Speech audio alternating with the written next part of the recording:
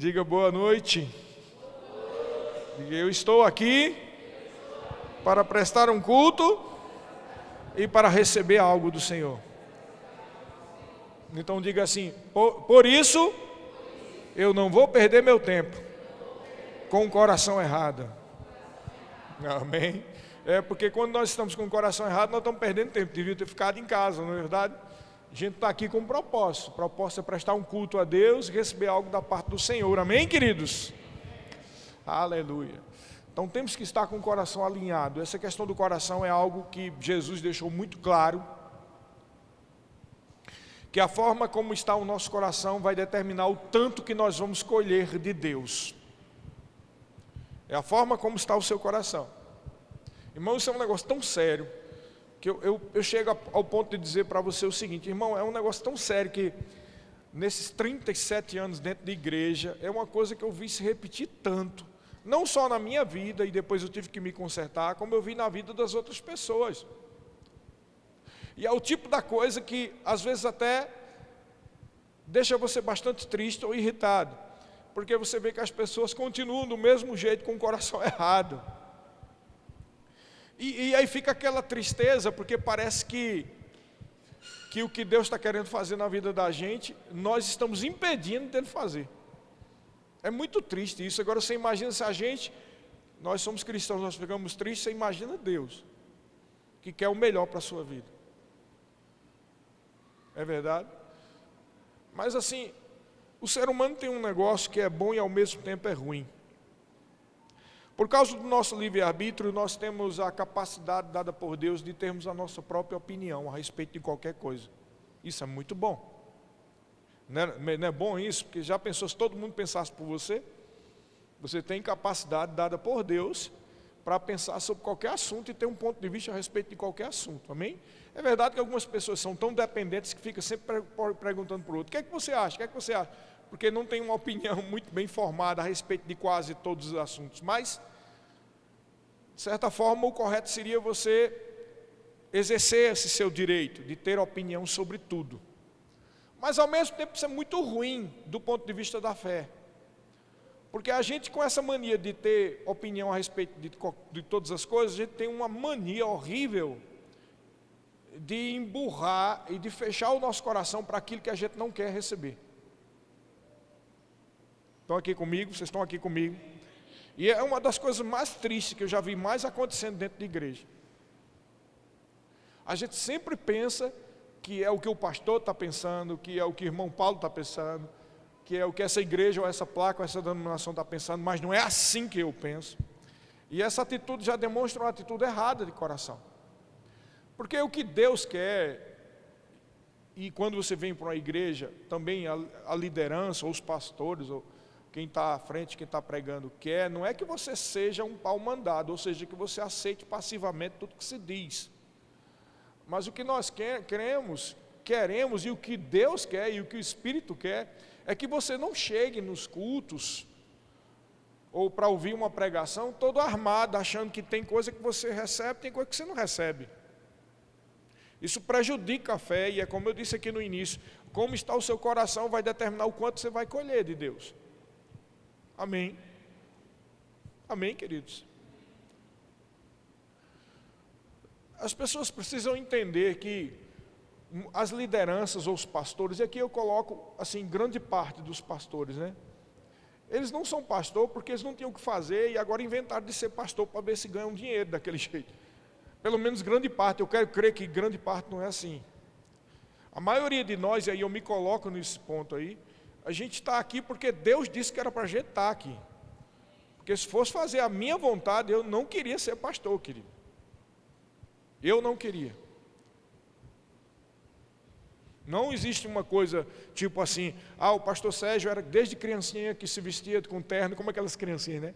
E diz, o que é que você vai ser quando crescer? Vou ser pastor. Não, eu nunca tive isso. Meu irmão, até os quase 30 anos de idade, eu não queria nada de negócio de pastor, nem nada. Acho que eram uns 27, 26 anos, mais ou menos, quando Deus começou a falar comigo a respeito disso. E Deus teve que falar muitas vezes e testificar muitas vezes para poder aceitar. Mas o que eu estou querendo dizer com isso é que a maioria de nós, pelo menos a maior parte dos pastores, não estão aqui para fazer as suas vontades, mas a vontade daquele que os arregimentou. É preciso entender isso, porque às vezes quando a gente se senta num culto, a gente pensa que é a opinião daquele que está ali. É muito bom ser pastor e dizer o que quer. Não, se fosse, era bom se a gente pudesse dizer o que a gente quer. Mas tenho absoluta certeza que se eu fosse dizer o que eu quero, não tinha ninguém mais na igreja. E não era porque eu ia bater em você, mas é porque não ia ser debaixo da inspiração do Espírito Santo. E a gente vem para a igreja para receber algo da parte de Deus, não é da parte da cabeça de pastor. Não é verdade? Porque eu não vou para lugar nenhum para receber algo da parte da cabeça de alguém. Nem vou. Eu vou porque eu quero receber algo de Deus. Tá? Então, assim, precisamos ter sempre isso em mente quando a gente se senta para ouvir uma palavra. Crendo que Deus vai ministrar algo para o nosso coração. Amém. Se é uma coisa que eu aprendi, queridos, e aprendi na prática, aprendi meditando, aprendi sofrendo, é que verdadeiramente não existe qualquer relação da palavra vinda do trono de Deus relacionado com o tamanho de igreja, com a fama do pregador, ou com um prédio. Não existe qualquer relação, queridos. Eu digo, meditei nisso, eu aprendi na prática, sofri. Já fui do tipo que ia para a igreja grande para ver se recebia algo melhor, e muitas vezes recebia algo melhor em igrejas pequenas. Então não tem nada a ver, não tem a ver com a fama, com o pregador. Mas tem gente que é tão focada nesse tipo de coisa, que às vezes não recebe de Deus simplesmente porque o pregador não é o pregador preferido dele ou dela. Você vê a pequenez do coração da pessoa. Como se Deus estivesse dependendo da fama ou do tamanho da igreja ou da importância do pregador. Glória a Deus que pelo menos eu já vi isso acontecendo, que algum pregador é tão famoso que quando diz Jesus te ama, um monte de gente se converte. Porque as pessoas já vão dispostas a receber algo, pelo menos isso, que seja por inveja, que seja, como diz Paulo, por coração errado, mas que as pessoas se salvem. Bendito seja o nome do Senhor.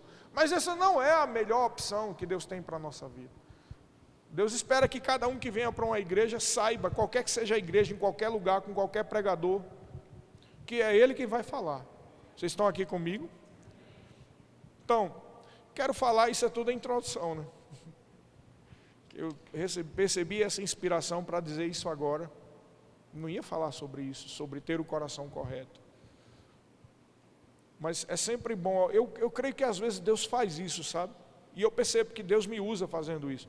O quê? Às vezes Deus percebe que o coração das pessoas não estão correto, e antes de qualquer palavra ser ensinada, Ele dá puxa a orelha da gente, e diz, puxa aqui, rapaz, acorda, tá? E toda vez que eu percebo uma palavra como essa, eu me lembro daquele versículo maravilhoso que eu sempre digo aqui de Jesus, né? João 6,63. A carne para nada aproveita. E não aproveita para nada não, meu irmão. E aí ele diz, as palavras que eu vos tenho dito são espírito e são vida. E quando se fala carne, não é só estar bravo, nem violento não. Muitas vezes é quando a gente insiste na nossa opinião, o que a gente acha, ou aquilo que a gente equacionou e chegou à conclusão que é essa coisa aqui. Não chegue armado aqui, porque Deus tem para falar algo para você, e talvez você caia no chão como Paulo caiu quando ia para Damasco. Porque Paulo estava convicto que ele estava fazendo a obra de Deus. Por isso que ele foi lá com cartas para prender os irmãos, porque eles tinham absoluta certeza que esse negócio de seguir a Cristo era uma heresia. E aí ele cai no chão, algumas pessoas dizem que caiu do cavalo, mas na Bíblia não diz que ele estava no cavalo, né? É interessante, algumas pessoas dizem coisas que não existem. Elias não foi levado numa carruagem de fogo. Elias foi levado num redemoinho. A gente troca as coisas e Paulo caiu no chão. E Jesus disse: Paulo, dura. Olha, presta atenção nessa expressão de Jesus, que tem tudo a ver com o que nós estamos dizendo aqui no começo. Paulo, dura coisa é recalcitrares contra os aguilhões. Recalcitrar significa teimar e continuar. Aguilhão é vamos dizer assim, algo que perfura, algo que incomoda. Então, mais ou menos o que ele estaria dizendo nos termos de hoje é: Paulo, dura coisa está dando murro em ponta de faca. Ou seja, fazendo aquilo que não vai funcionar. Por isso que Jesus tinha dito antes: a carne para nada aproveita. As palavras que eu vos tenho dito são espírito e são vida. E aí Paulo diz: quem é, Senhor? Ele diz: sou Jesus, quem tu está perseguindo. A teimosia de Paulo, pensando que estava fazendo o que era correto, estava fazendo ele perseguir Jesus. Sabe que às vezes a teimosia da gente dentro da igreja faz a gente perseguir os irmãos, pensando que está fazendo algo para Deus? Eu não concordo com isso. Eu não concordo com aquilo. Irmãos, isso é errado. Temos que alinhar o nosso coração. E aí é nesse contexto agora que eu entro no texto da palavra de hoje. Às vezes a gente vai para um extremo, vai para outro, se torna duro ou se torna leviano, ou se torna cheio de achismo. Eu acho isso, eu acho aquilo. Irmão, quando eu vejo uma pessoa que começa a dizer eu acho isso ou eu acho aquilo, infelizmente eu percebo que essa pessoa merece mais da minha intercessão, porque está bem carnal. Você tem direito de achar o que quiser sobre a política, ou achar o que quiser sobre um projeto profissional, ou achar o que quiser sobre hidráulica, ou mecânica, ou eletricidade, mas você não tem direito, ou pelo menos é errado a gente teimar em achar algo a respeito de algo espiritual que nós não temos ainda a revelação profunda a respeito daquilo. Amém? Por isso que Paulo diz: a fé que tu tem, tenha para ti mesmo. A gente não conhece o coração das pessoas. O que nós conhecemos é o que está na palavra. Então, nesse sentido, é o que nós vamos falar hoje sobre equilíbrio. Diga equilíbrio. Irmãos, tem faltado muito equilíbrio, principalmente agora nessa época de política. Tem faltado equilíbrio. A gente tem sido bombardeado com muita informação, e essa informação muitas vezes desequilibra as nossas emoções. É verdade ou não é? Eu estou falando alguma coisa do outro mundo aqui? Porque eu mesmo tenho que confessar pecado a Deus todo dia. E por quê? Porque eu escuto tanta informação a respeito de tanta maldade, de tanto pecado, de tanta coisa, e de tanta coisa que o mal prepara para a igreja, que a gente tem que... É um limite bem pequeno de sair da fé para a carne, do espírito para a carne. É verdade ou não é? E precisamos entender, irmão. Eu sei que é difícil, mas uma coisa que Deus fala comigo todo dia que eu cometo esse pecado de ficar irritado com uma coisa assim, Deus diz: mas não adianta. Deus fala para mim toda vez: não adianta, você pode estar coberto de razão e está certo, e ele está todo errado. Mas no momento em que você se irrita, você está tão errado quanto eles. E aí Deus, eu não consegui entender isso, não, mas não é possível, a minha irritação é santa, minha irritação é correta. Mas aí Deus me trouxe a seguinte colocação. Ontem eu estava meditando e Deus disse: se uma pessoa faz um pecado terrível contra alguém de sua família, essa pessoa merece condenação? Merece. Se você pega uma arma e mata aquela pessoa, você também merece condenação, porque você não foi constituído como juiz de ninguém. Então Deus me disse o seguinte: é mais ou menos o seguinte, é como se aquela pessoa que você matou, ou que você tentou matar, vai pegar uma cadeia de 50 anos, mas não vai livrar você de pegar pelo menos 25 anos. Então, às vezes a gente pensa assim, mas eu não estou fazendo algo errado. Tá, também. Quando você se irrita, a Bíblia diz, Jesus Cristo disse que qualquer um que se irá contra um irmão, comete pecado e é passível de juízo. Imagina, comete pecado e é passível de juízo. Isso é desequilíbrio, diga comigo, desequilíbrio. É desequilíbrio. Eu sei que é duro admitir isso, mas a gente precisa confiar no que foi cantado aqui. O que nos move é o que nós cremos. Nação santa, somos a igreja,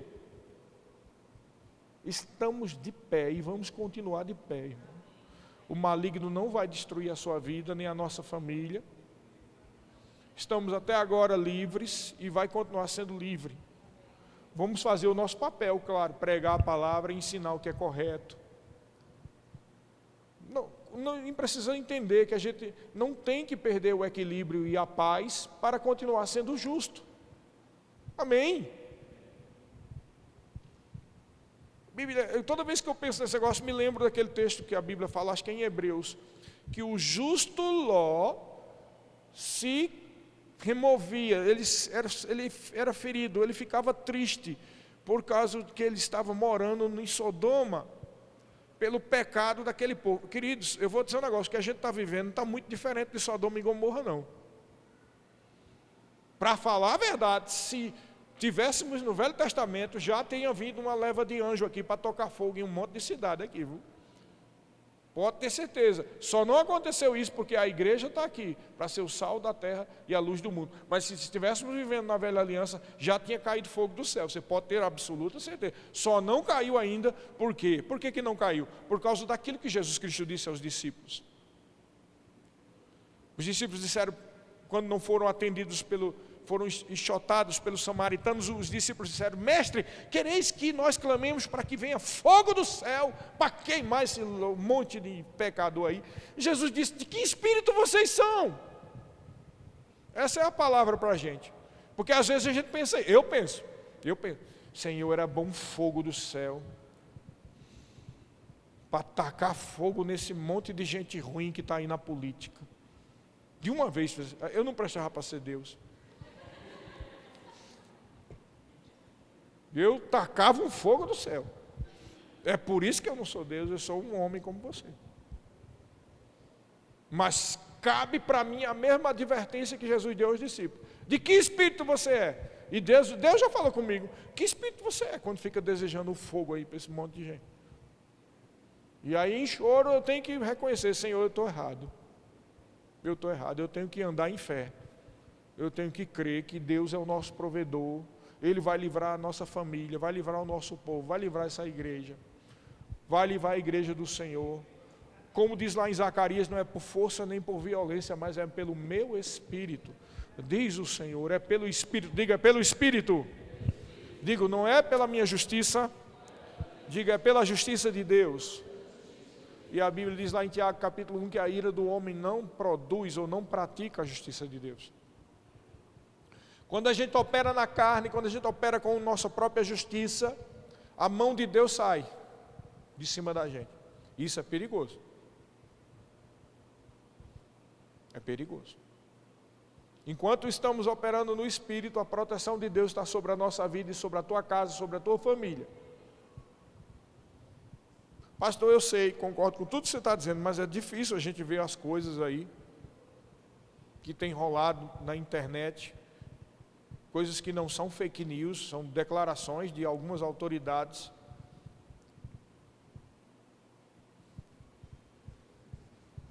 E aí eu te digo o seguinte, ainda há tempo para a intervenção sobrenatural de Deus. E se por acaso Deus não intervir, saiba que a nossa libertação está muito próxima. E Deus vai proteger a sua igreja até o momento do arrebatamento. Então não temos o que temer, temos que confiar no Senhor. Nós somos a igreja, estamos de pé. Os leões não pararam a igreja, o Coliseu não parou a igreja, o diabo não parou a igreja, ninguém pode parar a igreja do Senhor. Ninguém, meu irmão. Ninguém é ninguém. E se esse alguém estiver indo contra a igreja, e não for o momento da igreja ser arrebatada, esse alguém vai ser retirado da face da terra. Você pode ter absoluta certeza. Então não temos que estar andando na carne, operando na carne. Falta equilíbrio, irmãos. Vamos lá para 2 Timóteo, e aqui nós começamos. Capítulo 1, versículo 7.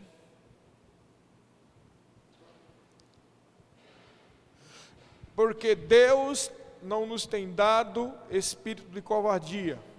Estou aqui na revista atualizada, tá? Mas de poder, diga poder. Todo mundo diga poder. Diga eu tenho o poder de Deus.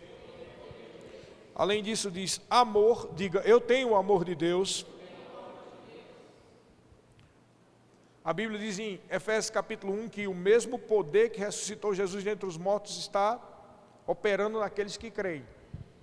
E a Bíblia diz em Romanos capítulo 5, versículo 5, que o amor de Deus foi derramado no nosso coração. Então diga, eu tenho o poder de Deus. Diga, eu tenho o amor de Deus. Mas ele diz também aqui, e de moderação. Diga, eu tenho a moderação de Deus. Agora deixa eu dizer o que é que significa essa palavra moderação. Alguns, todo mundo, sim, moderado. Mas eu quero mostrar para você no original. Aqui é a palavra sofronismos, que significa ter uma mente estável, ter autocontrole e ser moderado.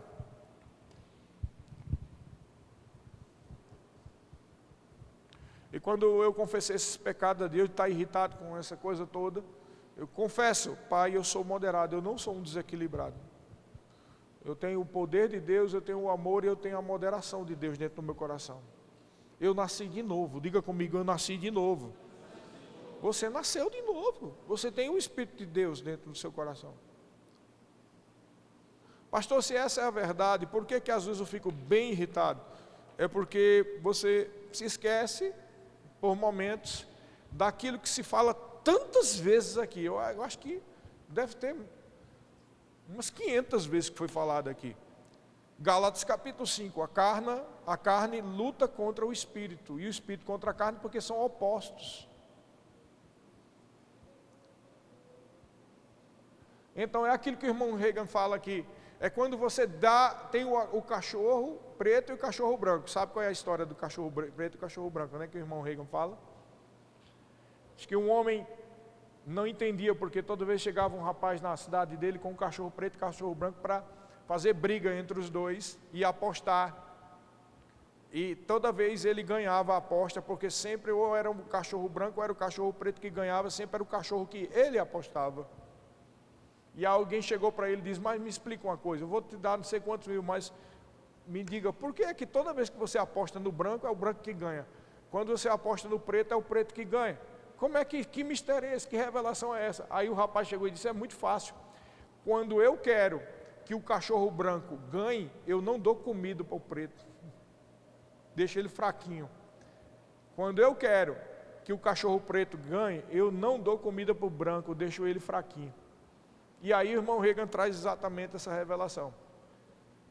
Se você não quer que a carne domine sua vida, não alimente ela. O problema é que a gente está alimentando a nossa carne com um monte de vídeo e de informação que está deixando a nossa carne a 1000.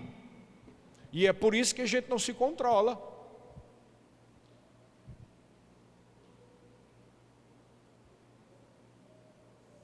Amém? Vocês estão entendendo?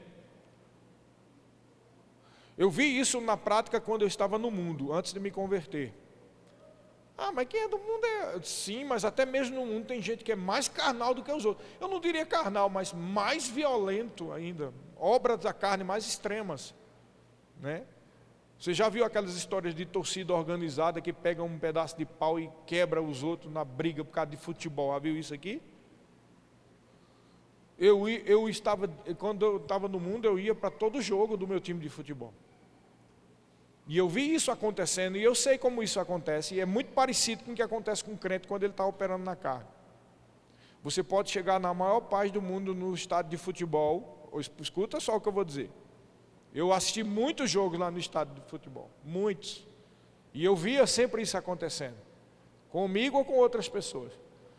Aquele povo todo gritando, gol, aquela coisa, como eles dizem, uma energia muito, e é mesmo, uma energia, um povo pulando, aquilo contamina você. E quando sai o gol do seu time, você pula e aquela multidão, o chão do estádio treme.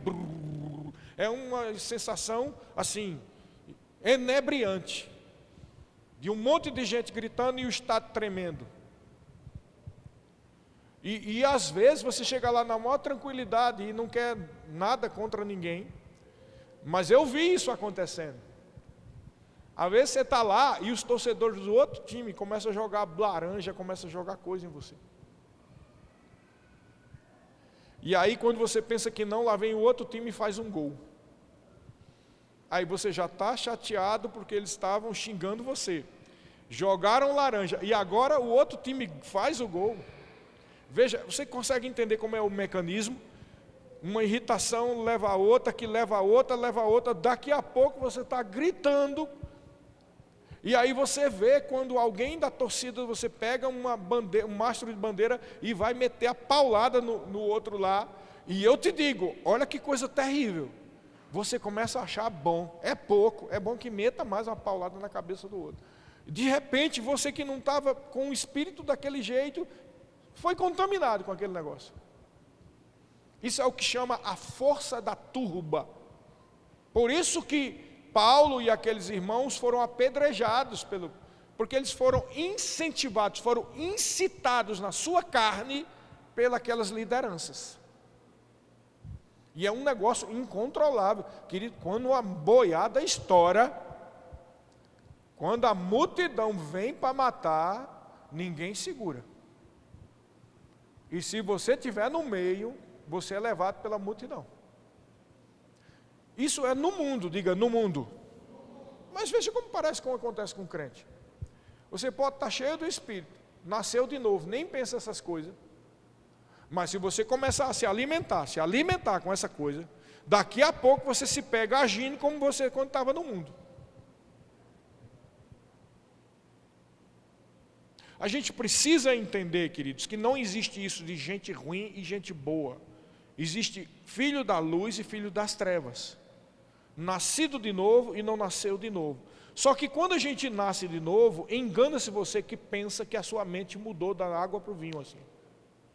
Você ainda tem a mesma mente que estava lá na torcida do time de futebol gritando.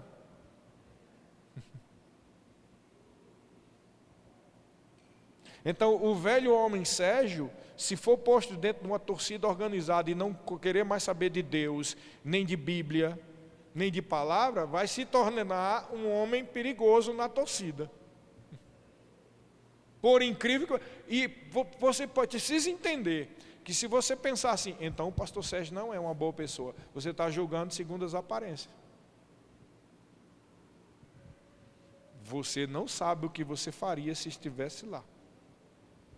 E você já está começando a aprender isso com essas notícias que você está ouvindo aí de política. Se você se irrita, então você seria mais uma torcedora ou torcedor perigoso. Porque é exatamente esse tipo de espírito que influencia no meio da turma e da multidão. Você quando está lá no meio da torcida, querido, que você vê os inimigos xingando você, jogando coisas, o time deles ganhando. E quando o time deles ganha com o roubo do juiz, hein?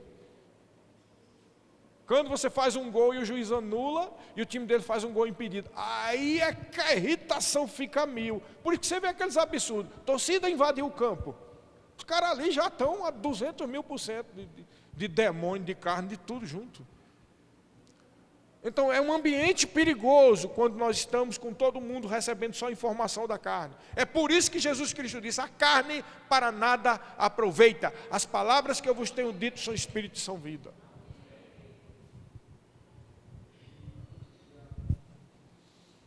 E aí eu te digo, não julgue pelas aparências, porque a tua alma precisa ser renovada.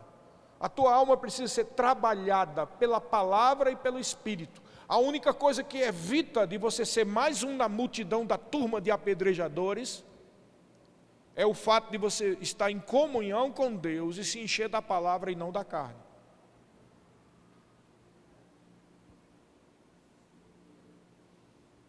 Existem tristes histórias na história da igreja, de gente da igreja que fez uma multidão dessa de apedrejamento. Existem até casos de igreja, por exemplo, no Nordeste, no começo, no século XX, década de 50 e de 60, houve igrejas no interior da Paraíba que foram incendiadas e apedrejadas pelos seguidores de Padre Cícero e como era o nome daquele outro? Frei Damião. Porque o Frei Damião incitou aquela multidão a dizer que aquele era um monte de herege, ou seja, fizeram igual a tuba lá quebraram na pedra e no fogo. Então é muito perigoso, querido. Precisamos entender que você não deve ser uma Maria, vai com as outras, com a tuba, com o que os outros estão dizendo. Você deve ser guiado pelo Espírito, e a única forma é se encher do Espírito e da palavra. Amém. Estamos vivendo tempos conturbados, onde os próprios crentes estão sendo contaminados com carne, não é com Espírito. E quando eu digo carne, mais uma vez eu vou dizer, mesmo que sejam coisas justas, mas a ira do homem não produz a justiça de Deus. Não há nada de errado em a gente ir fazer uma manifestação pacífica lá na frente do quartel, por exemplo. Mas há algo de errado quando a gente começa a se irritar. Quando a gente responde com a carne. Amém? Então, outra palavra que também é traduzida como moderação, está lá em Filipenses 4, do 5 ao 8, logo no começo Paulo diz assim: seja a vossa moderação conhecida de todos os homens, perto está o Senhor, não andeis ansiosos de coisa alguma, em tudo porém sejam conhecidas diante de Deus as vossas petições, pela oração, pela súplica, com ações de graça, e a paz de Deus, que excede todo o entendimento, guardará o vosso coração e a vossa mente em Cristo Jesus. Finalmente, irmão, tudo que é verdadeiro, tudo que é respeitável, tudo que é justo, tudo que é puro, tudo que é amável, tudo que é de boa fama, se alguma virtude há, se algum louvor existe, seja isso que ocupe o vosso pensamento. Veja, todo esse texto que a gente fala sobre colocar as petições diante de Deus, não ser ansioso, ele está dentro de um contexto, diga contexto. E o contexto o quê? Seja a vossa moderação conhecida. E se você ler mais antes do versículo 5, você vai ver que tinha duas irmãs lá que estavam brigando. Então, naquele contexto, Paulo diz, diga às irmãs que elas são dos preciosos para o Senhor, que elas não briguem. Aí depois ele diz, seja a vossa moderação conhecida, perto está o Senhor. Então, não ande ansioso. Todo esse texto está falando de uma coisa, a carne para nada aproveita. Não adianta a gente ficar irritado, não adianta a gente ficar ansioso. É perdido, é um tempo perdido, é algo onde Deus não vai operar na nossa vida, é um momento em que Deus não vai operar.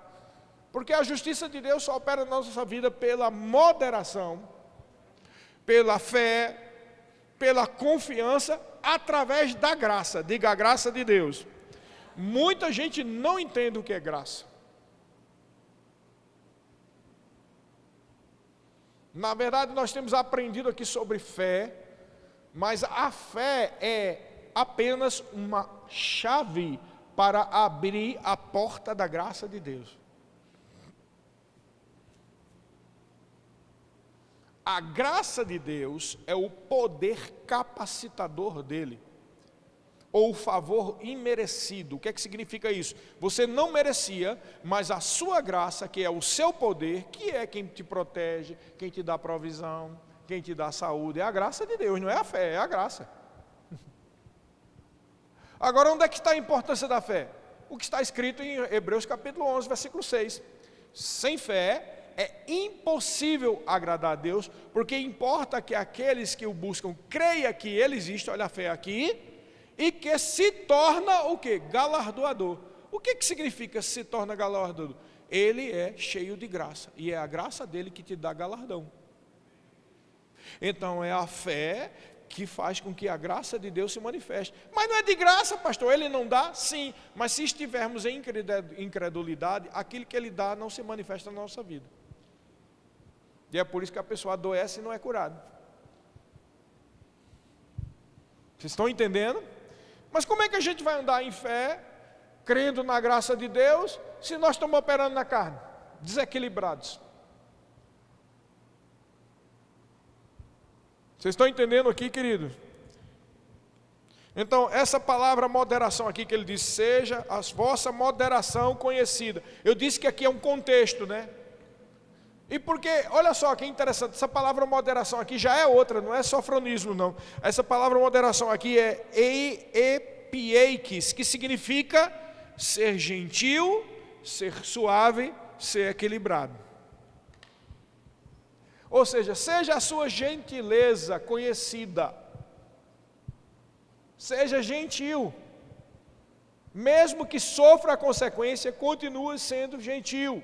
Porque o amor de Deus foi derramado no teu coração. Mesmo que os outros te persigam, continua sendo gentil. Você é diferente. Diga, eu sou diferente. O amor de Deus está no teu coração. O equilíbrio de Deus, a moderação está na tua vida. O mesmo Espírito que é o Espírito de poder, é o mesmo Espírito do amor, que é o mesmo Espírito da moderação, da gentileza, do equilíbrio. Mas eu sei, querido, a gente tem essa mania também, de achar que algumas pessoas são mais espirituais do que outras, porque elas são mais gentis. E a gente sabe, querido, que tem pessoas que mesmo no mundo já são gentis. Alguém conhece alguém do mundo aqui que é gentil? Mesmo, gente que é gentil, educado. Então, não é o fato de ser gentil que prova que a pessoa é espiritual, mas com certeza toda pessoa espiritual deve procurar ser gentil. A gente tem que sair dessa prisão do psique, do psicológico, começar a julgar as pessoas pela psique dela, porque assim a gente vai começar a imaginar que tem pessoas que têm temperamento de Deus e outros que têm temperamento do diabo. Então quem é manso e calminho é temperamento de Deus, quem é bravo e ativo é do diabo. Aí a gente está julgando as pessoas pela psique e não pelo espírito. Por isso que Paulo disse, a ninguém mais eu vejo segundo a carne, a ninguém mais eu decidi, eu não vou ver ninguém por causa das suas atitudes, por causa da sua psique, por causa do seu temperamento, por causa do seu jeito ou por sua aparência. Eu agora decidi ver as pessoas pelo espírito. Até mesmo Jesus, ele diz, se eu o vi pela carne, agora não é assim que eu o conheço mais. E ele diz isso porque quando Jesus estava vivo, ele era um rapaz que estava aos pés de Gamaliel e com certeza era um daqueles que queria apedrejar Jesus. Ele mesmo era.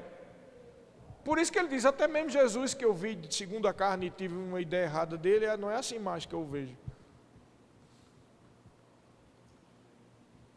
Amém. Então veja, precisamos entender, a gente não deve analisar as pessoas pelo seu temperamento, pelo seu intelecto, pela sua aparência. A gente tem que entender que o que importa é o que está dentro do coração da pessoa. Deixa eu dizer uma coisa, se você saiu da sua casa no dia de domingo para vir aqui, você já é diferente daqueles que ficaram em casa.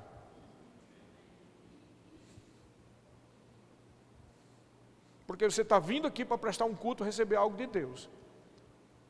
Agora você começa a ficar errado quando você não quer, para que ir para a igreja? Aí já começa a estragar o angu. Começou a estragar a comida. Porque algo de errado está no coração da pessoa. Uma sementinha de Satanás, como diz na aula que a gente tem, né, que as crianças têm. Satanás colocou uma sementinha errada ali, no coração da criança. Uma raiz de amargura. E quando você vai atrás, descobrir essas raízes de amargura, sempre é porque fulano disse isso, ou porque cicrano não fez aquilo, ou porque lá na igreja eles dizem isso, mas eu não concordo com isso. Veja, é o que alguém fez ou é o que a pessoa não concorda? Carne que não serve para nada.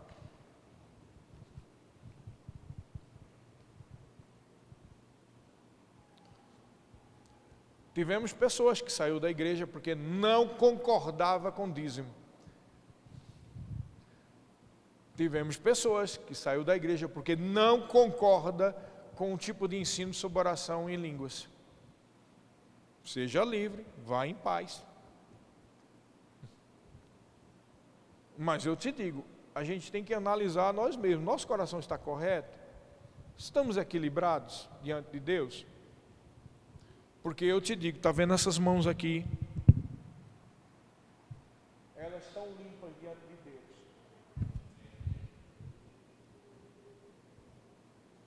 Já foram sujas no passado, mas já não são mais. Ninguém pode acusar a mim de coisa alguma. Se alguém trouxer alguma acusação, é de não sei quantos anos atrás. Mas a minha vida está limpa diante do Senhor, e eu vou prestar conta a Deus. Então, qualquer pessoa que não gosta disso, não concorda com aquilo, não quer saber com aquilo, está livre. Agora a gente tem que, cada um de nós tem que analisar o nosso coração. Será que nós estamos sendo guiados pelo Espírito? Será que nós estamos sendo equilibrados? Será que nós estamos vendo segundo Deus, pelo Espírito e não pela carne? A gente tem que fazer essas análises, entendeu, queridos? Nós somos livres para fazer o que quiser, para vir o culto que quiser, também não vir para o culto. A gente tem que fazer essa análise para o teu bem. Eu sou o pastor dessa igreja, eu estou advertindo a você, e eu sou advertido também. Para o nosso bem, a gente tem que analisar. Será que nós estamos sendo equilibrados? Será que nós estamos sendo moderados? Será que nós estamos andando em fé? Será que nós estamos seguindo a direção do Espírito Santo? Ou nós estamos seguindo a nossa própria cabeça, a nossa própria carne, as nossas frustrações, resultado das raízes de amargura que estão implantadas nos nossos corações?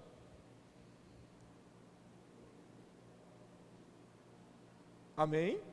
Porque toda vez que você dá um passo sem confiar na graça de Deus, automaticamente vai vir frustração e tristeza.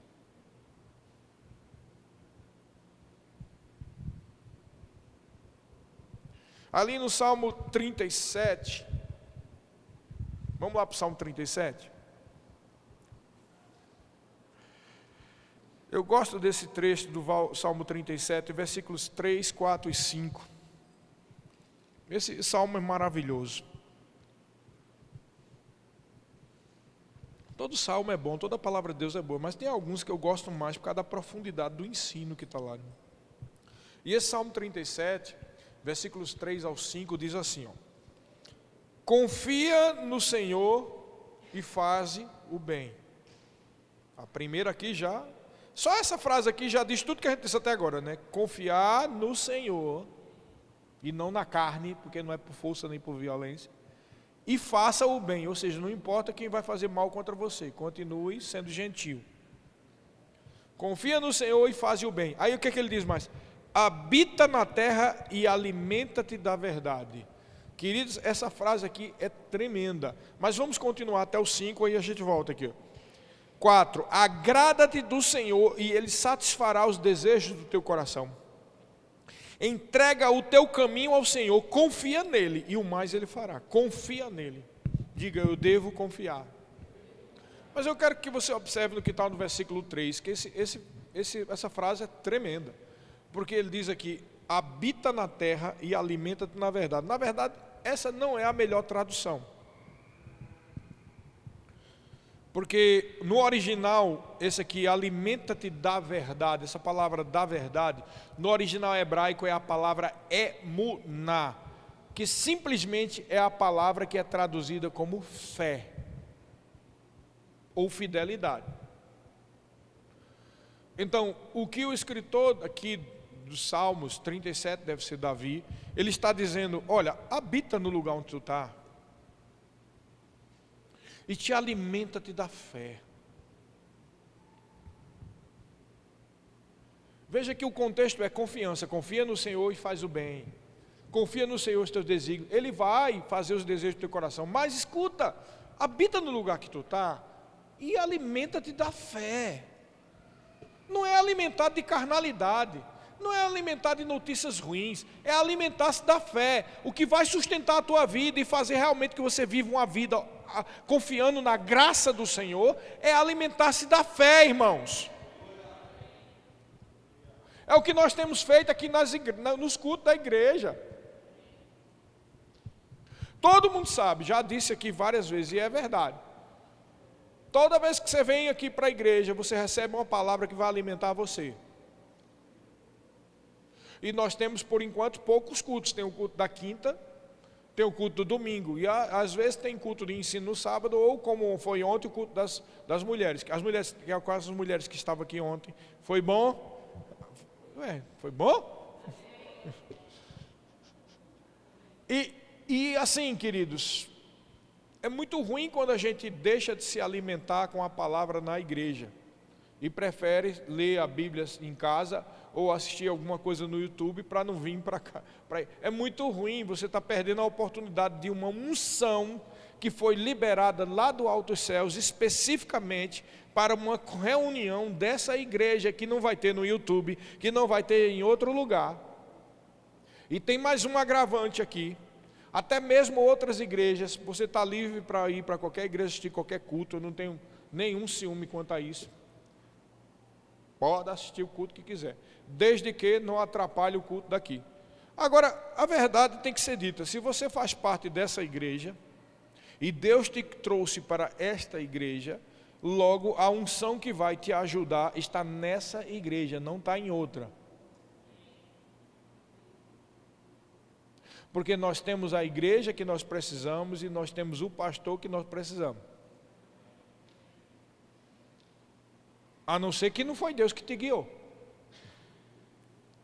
Mas se Deus te guiou para essa igreja, há uma unção que você só pode receber dessa igreja e nenhuma outra você vai receber. E tem mais uma: há uma unção que você vai só receber de mim ou da minha esposa Fabiana. E mesmo que tivéssemos aqui um grupo de 10 pastores, de copastores, embora eles sejam canais de Deus, mas a unção que estaria sobre eles viria da unção da liderança.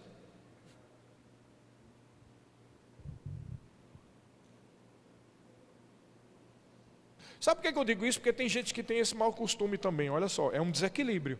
Vem para a igreja, gosta da igreja, é membro da igreja, mas toda vez que precisa de um conselho, não procura pastor, nem esposa do pastor, nem ninguém, procura algum irmão, porque não quer se abrir para o pastor ou para a esposa do pastor. Está errado, muito errado.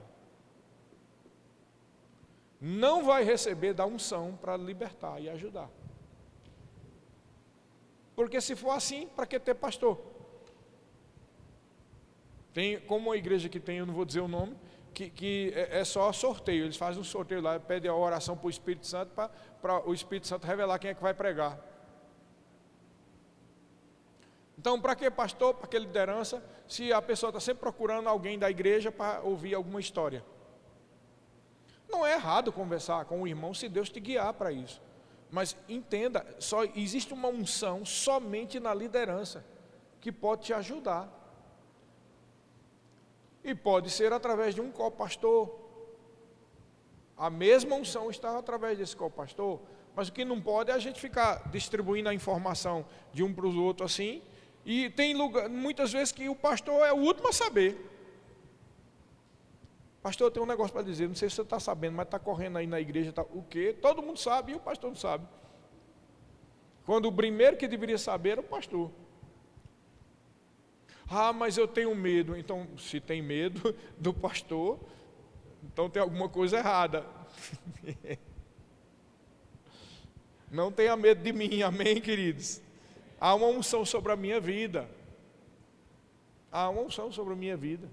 E com certeza essa unção não vai permitir que eu bata em você. Deus não vai permitir que eu faça isso. Mas também, se você precisa de algo para ser advertido, Deus vai usar a mim para falar. Ou a Fabiana, que é a minha esposa. No caso de mulheres, é melhor falar com ela. Mas de casal é eu e ela. Amém? E há casos que mulheres também é eu e ela junto, quando não é uma coisa tão delicada.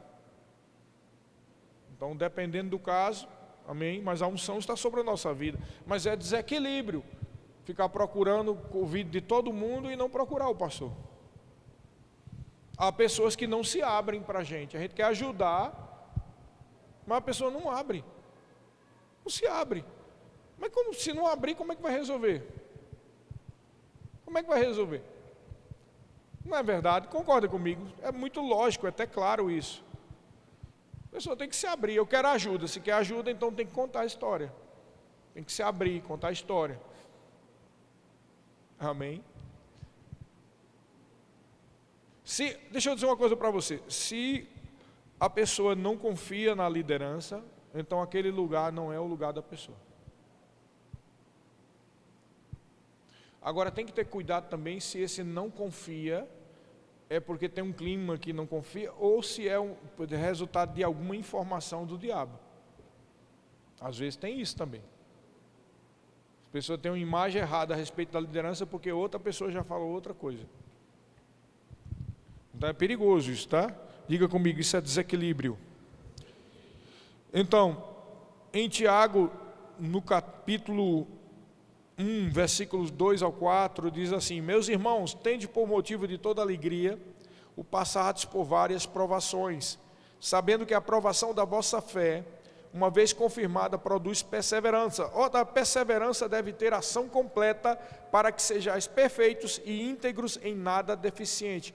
Presta atenção, esse versículo 4 aqui é muito interessante. Ora, a perseverança deve ter uma ação completa, para que sejais perfeitos e íntegros, em nada deficientes. Literalmente ele está dizendo que a sua perfeição só vem através da perseverança no meio das provações.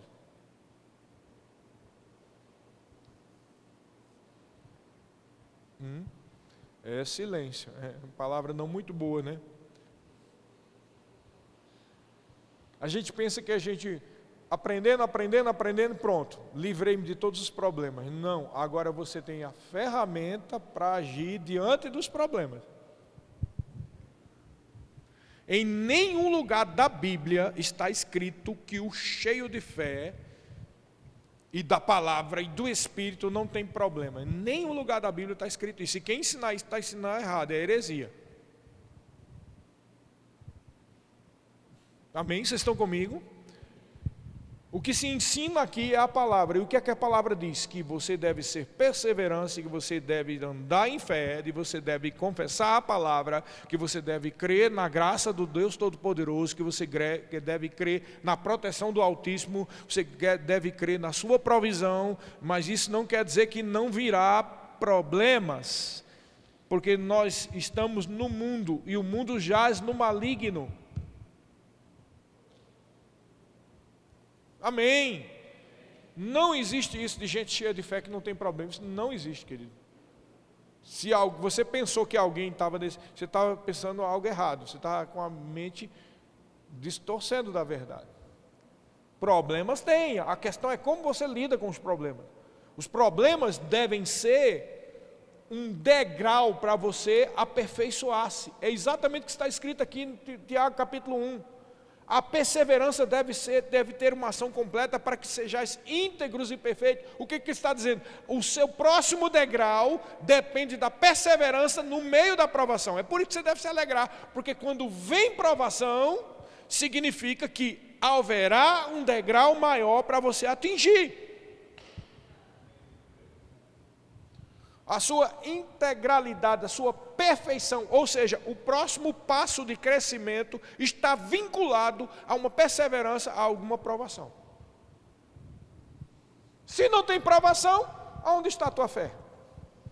É muito fácil dizer que tem fé quando o bolso está cheio de dinheiro, conta está lá 200 mil reais, 300, 500 mil, 1 milhão, eu ando em fé. Anda em fé? Ué, que fé é essa? Que se você quebrar e perder tudo que tem lá mais 500 mil reais no branco, 1 milhão, 2 milhões. Isso não é fé.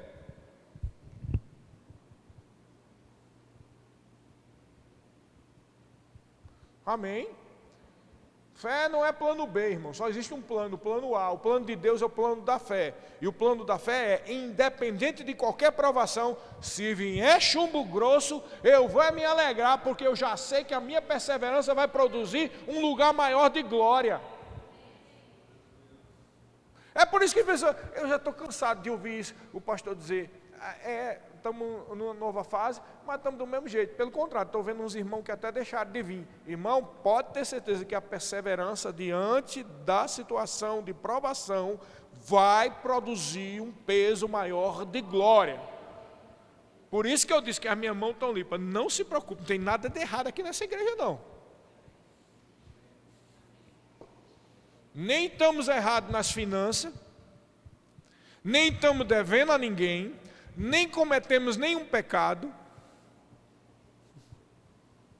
E a Bíblia diz que toda palavra frívola que a gente falar vai prestar conta a Deus. Estou dizendo aqui diante de Deus, não tem nada, irmão, de errado. Limpo. Como dizia o pastor Bud, zero duplo, irmão. O que tem é uma aprovação. E estamos passando no meio de uma aprovação, de um deserto. E se perseverarmos no deserto, e seremos íntegros, perfeitos para toda boa obra.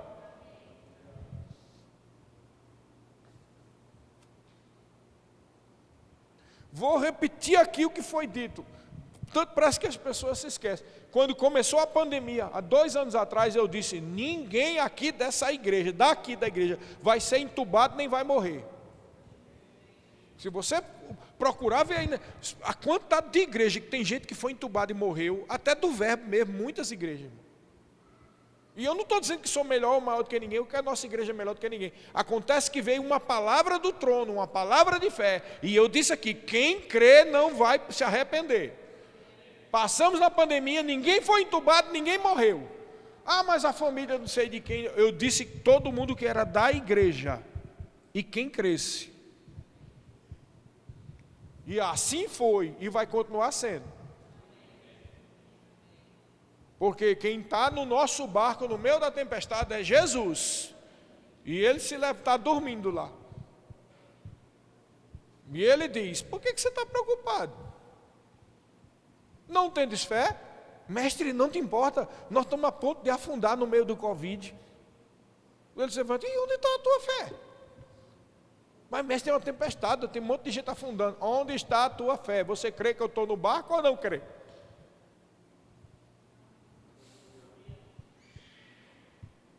Por isso que eu disse que não se iluda com essa história de tamanho de igreja ou pregador famoso. O que importa é a sua fé.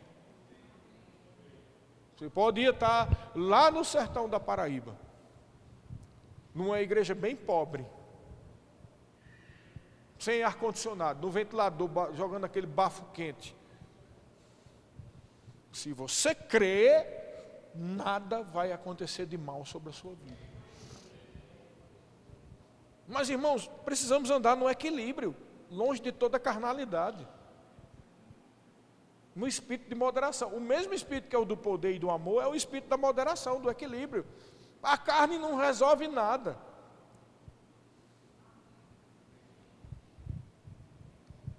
O Senhor disse, o Senhor Jesus disse, em Mateus capítulo 24, versículo 12 e 13. Guarda bem essa palavra, porque esses versículos aqui também, sabe? Deixa eu dizer uma coisa para você, antes de ler aí. Presta atenção aqui. Toda vez que me vem aquele negócio daquela irritação, porque eu fui bombardeado com informação, e Deus me repreende, e veio tudo aquilo que eu falei no começo, e aí eu confesso o meu pecado. Sabe o que sempre me brota no meu coração? Esse versículo aqui. Sempre brota. E por se multiplicar a iniquidade, o amor se esfriará de quase todos. Aquele, porém, que perseverar até o fim será salvo. Estamos no meio disso aqui. Quem perseverar até o fim, no meio dessa provação de iniquidade, que muitas vezes essa iniquidade sodomita, gomorrita, bate que a gente fica feito Ló, agoniado, não é verdade? Por isso que a gente olha, meu Deus, aí você vê se está cometendo pecado, porque já está desejando o mal de um monte de gente. Aí o Senhor repreende e diz: olha, escuta, por aumentar a iniquidade, o amor de muitos vai esfriar, mas aquele que perseverar até o fim será salvo. E você tem que ter uma perseverança, tem que ter uma ação completa, para que sejais íntegros e em nada deficiente.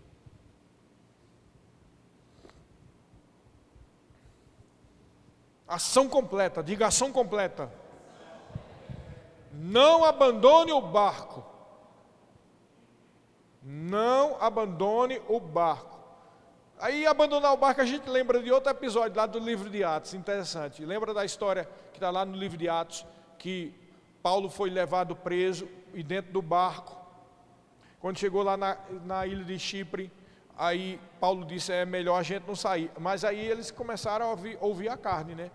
O piloto e o dono do barco disse, que nada, a gente já tem experiência aqui. Quem é esse Paulo? Ele não sabe de nada não. Tem experiência com o mar, 500 anos de experiência. E tu é o quê? Um preso. Tu sabe de nada. Quem és tu? Tem diploma de navegação? Tem não. Aí a Bíblia diz que eles ouviram mais, né? Não é por força nem por violência, mas pelo meu espírito. Em vez de ver o espírito, foi ver a força e a violência do diploma, da inteligência, da experiência. Aí foram, se arrebentaram. Começou, veio um ventoeiro, aquilão, bateu lá. Diz a Bíblia que eles tiveram dias de tormenta e de tempestade. E Paulo, um homem da fé, daquele chegou ao ponto de dizer que eles estavam querendo já morrer. Imagina que desespero. Um homem da fé já dizer que o povo já estava pedindo que ia morrer mesmo, é melhor morrer. Imagina que sufoco. Que eu fico pensando num negócio desse, eu não queria estar nunca dentro de um barco no meio de uma tempestade. De dias, você já pensou? Alguém que já foi em montanha-russa? Alguém aqui já foi naquela canoa aqui? Tem lugar que chama Barca Viking, tem outro que é do Pirata. Já viu aquilo? Toda vez que ela joga para cima, o estômago sobe assim. Irmão, você já imaginou você estar dentro de uma barca daquela Viking lá? Dias sem parar, 24 horas. Deu a agonia, era o que ele estava tendo. Porque aquelas ondas, irmão, ela tem 30 metros. Você sobe lá na altura desse prédio, aí depois desce de novo. É uma barca daquela. Dias. O povo já estava, não aguento mais. Eu acho que não tinha mais nem o que vomitar, né? Tudo. Não tinha mais nada. Imagina a fraqueza, tudo desse povo. E aí deu uma agonia, bateu a agonia deles. Teve uns que pegaram um barco, vamos sair do barco. O que foi que Paulo disse? Se sair, vai morrer. Se saírem do barco, porque o Deus a quem eu sirvo mandou o seu anjo da noite e disse, Paulo, ninguém vai se perder, somente a carga vai perder. E aí Paulo diz, sabe por que está acontecendo isso? Porque vocês deviam ter ouvido a direção do Espírito, mas foram pela experiência, pela inteligência, pela cabeça de vocês, em vez de confiar no Senhor. O sofrimento vem na vida das pessoas, porque em vez de confiar em Deus, vai confiar no diploma, no homem que diz, eu vou dar um bom negócio para você, ou um dinheiro, no político, na conta do banco, em vez de confiar no Senhor, irmão. Melhor confiar em Deus do que confiar no homem. Deus falou comigo isso várias vezes. Eu já tomei decisões em algumas coisas, porque Deus falou comigo várias vezes o mesmo versículo. Melhor confiar em Deus do que confiar nos homens. E aí, do mesmo jeito que Paulo deu a advertência, eu digo para você. Paulo disse para eles, se vocês saírem do barco no meio da tempestade, vão morrer. Porque a proteção, diga a proteção, estava no barco. Agora, ele sabe por quê? Diga, sabe por quê? Porque Paulo estava lá. Aonde a igreja está, é onde está a proteção. Sai da igreja, é tempestade do mundo mesmo. A tua proteção está, se Deus te guiou para vir para essa igreja, está aqui na igreja, vindo para os cultos, trabalhando na igreja, é a tua proteção. Porque fora tem uma tempestade infernal que está querendo pegar todo mundo. E a gente teve experiência disso agora nessa pandemia. Você viu como é que é.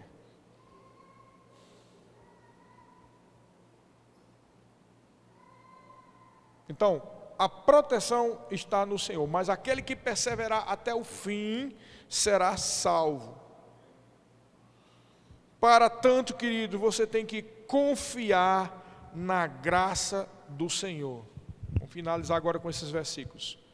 2 Coríntios capítulo 12, versículos 7 ao 9, disse assim Paulo pelo Espírito: e para que não me ensoberbecesse com a grandeza das revelações, foi-me posto um espinho na carne, um mensageiro de Satanás, para me esbofetear, a fim de que eu não me exaltasse. Por causa disso, 3 vezes pediu o Senhor que eu afastasse de mim. Então ele me disse: a minha graça te basta, porque o poder se aperfeiçoa na fraqueza. Olha que coisa interessante, o poder se aperfeiçoa na fraqueza. Lembra do versículo de Tiago? A perseverança deve ter uma ação completa para que sejais íntegros e perfeitos. O poder se aperfeiçoa na fraqueza, porque quando a fraqueza vem, a provação vem, é nesse momento que você tem que andar em fé, dependendo da graça de Deus. É aí que você entende a necessidade de estar aqui num culto, recebendo essa palavra que daqui a um dia você pode precisar. E aí ele diz assim, ó: de boa vontade, pois, mais me gloriarei nas fraquezas, para que sobre mim repouse o poder de Cristo. Irmãos, o poder de Cristo é a graça de Cristo. Graça significa poder dado imerecidamente. O poder da graça de Deus está sobre nós. Quando nós estamos debaixo de uma provação, há graça suficiente para proteger a nossa vida, há graça para nos guardar. Como disse lá em João, graça sobre graça, graça sobre graça, graça sobre graça, irmãos. A graça é o poder de Deus. Não é pelo seu merecimento. É por isso que você precisa andar em fé e não fazendo coisas. É o que você crê que garante o acesso à graça de Deus. Amém? E aí Paulo diz também, lá em 1 Coríntios 15, versículo 9 e 10: porque eu sou o menor dos apóstolos, que mesmo não sou digno de ser chamado apóstolo, pois eu persegui a igreja de Deus, mas pela graça de Deus sou o que sou, e a sua graça que me foi concedida não se tornou vã, antes trabalhei muito mais do que todos eles, todavia não foi eu, mas a graça de Deus comigo. Ele está dizendo que quando ele trabalhou, quando ele fez algo, foi a graça de Deus, foi o poder de Deus que ajudou. Porque da força mesmo de Paulo, ele não tinha força nenhuma. Mas ele foi livrado de apedrejamento, foi livrado de prisão, foi livrado de 40 chicotadas menos uma, foi livrado de tantas coisas por causa da graça de Deus que operava sobre ele. Então não importa o que o inimigo está preparando contra a sua vida, o que importa é que ele não vai matar você, não vai roubar você, porque a graça de Deus existe sobre a sua vida. Confia na graça de Deus. Confia na graça. Foi a graça de Deus que protegeu os membros dessa igreja durante os 2 anos de pandemia.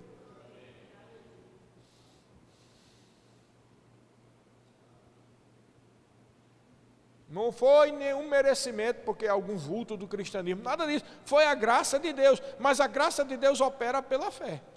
Então foi dada uma palavra aqui, você creu, a graça de Deus operou.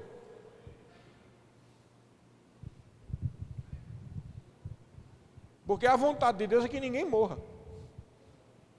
Mas Ele está procurando corações que estão alinhados com o que Ele disse.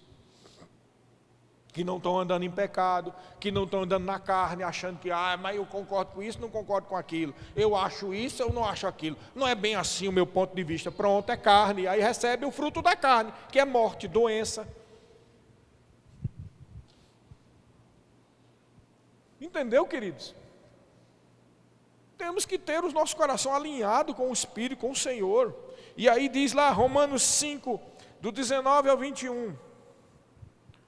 Porque como pela desobediência de um só homem, muitos se tornaram pecadores, assim também por meio da obediência de um só, muitos se tornarão justos. Sobreveio a lei para que avultasse a ofensa, mas onde abundou o pecado, superabundou a graça, a fim de que como o pecado reinou para a morte, assim também reinasse a graça pela justiça, para a vida eterna, mediante Jesus Cristo nosso Senhor. A graça não se mede, porque a graça é um favor de Deus, não é pelo seu merecimento. Se você antes era uma pessoa ruim e agora se converteu, então você não merece graça. Não tem nada a ver, não se mede assim.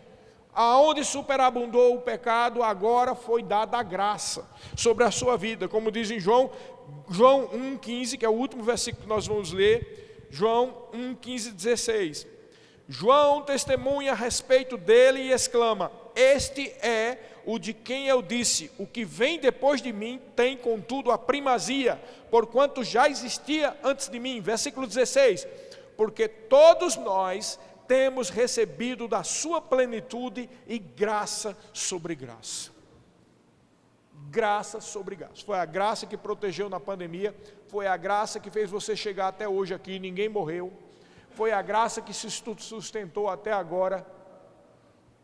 Foi a graça de Deus que fez sua família estar aí com você. Foi a graça de Deus que fez os milagres na sua vida. Foi a graça de Deus que sustentou essa igreja.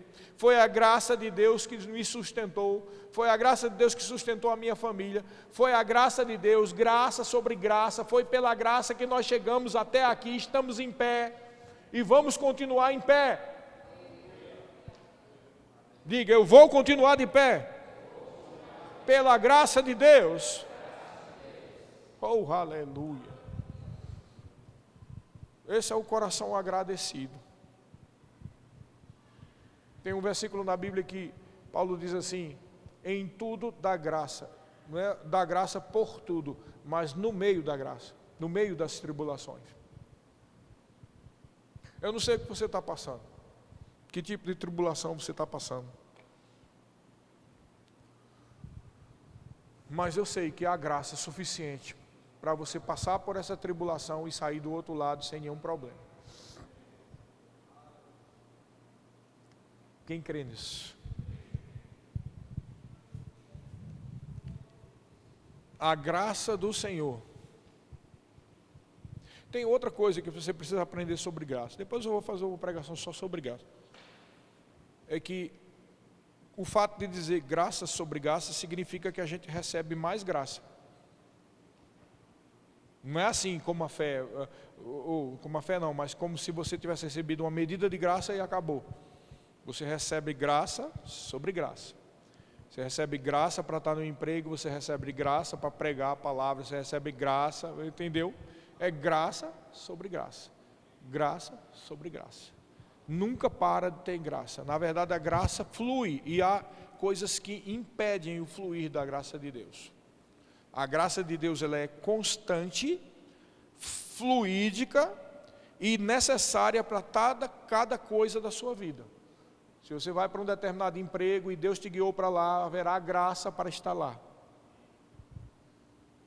Se você é chamado para estar à frente de uma igreja, haverá graça para você estar lá. Porque Ele dá graça sobre graça. Então, não sei qual é o problema que você está passando. É uma tempestade, como Jesus e os discípulos estavam lá no lago de Genezaré, no meio daquela tempestade, ou uma tempestade que talvez tenha vindo, assim como aconteceu com a tempestade com Paulo lá, que veio por causa da negligência de alguém. Mas se você confia no Senhor, do mesmo jeito que o anjo de Deus chegou e falou para Paulo, está aqui o anjo de Deus dessa igreja, falando para você, que ninguém vai se perder. Mas não saia do barco. Não saia do barco. Ninguém vai se perder. Não faça como aqueles que querem um bote para... Ninguém será perdido. Há uma graça para ninguém perder. Quem crê nisso? Pai Celestial, está aqui o teu povo, Pai, está aqui a palavra, foi ministrada conforme o teu querer, Senhor. E cremos, Pai, que veio de Ti, do trono, uma graça sobrenatural sobre as nossas vidas. A começar da graça para eu pregar essa palavra, mas veio graça sobre a vida dos meus irmãos. Não sei o que é que eles estão passando aqui, mas eu ministro crendo na Tua graça, Pai, que nos alcança e que alcança a necessidade de cada um aqui, Pai. Obrigado, porque não sei o que eles estão passando, mas eles vão chegar do outro lado, na outra margem, sem nenhum arranhão, sem nenhum ferimento, sem nenhuma perda, em nome de Jesus. Obrigado, Pai, nós temos um coração grato diante de Ti, nós rendemos graças a Ti, porque o Teu favor é imenso para com o Teu povo, porque Tu nos ama, Tu és o nosso Pai, Tu és o Pai de cada pessoa que está aqui, Pai, do menor ao maior. Sim, Senhor, obrigado pelo Teu favor sobre o Teu povo. Eu declaro a Tua palavra sobre eles, que venham prosperidade, provisão, saúde, graça, favor diante das pessoas, diante dos homens, portas abertas, graça sobre graça, cura, milagres, direções do Espírito Santo, prosperidade e provisão. Eu declaro favores e presentes inesperados. O favor e os presentes vão bater nas portas dos meus irmãos. Coisas que eles não estavam esperando vão acontecer. Sim, em variadas áreas aqui nesse lugar. Favor na área de saúde, favor para a área financeira, favor para a área profissional, favor para áreas específicas. É o que eu vejo no meu espírito, é o que eu declaro sobre a vida de cada um aqui, em nome de Jesus, que o poder e a graça de Deus, que não só capacita, mas destrava situações que estão travadas, venha sobre a sua vida, que a graça e o favor de Deus, que é a própria unção do Espírito Santo, que despedaça julgos, venha sobre a sua vida, e que a revelação do Espírito seja manifesta no seu coração, que você enxergue com os olhos espirituais, que você perceba a direção de Deus, que você perceba as orientações do Espírito, e que sejam abertos as janelas do céu, e provisão venha sobre a sua vida, em nome de Jesus. Quem crê diz amém.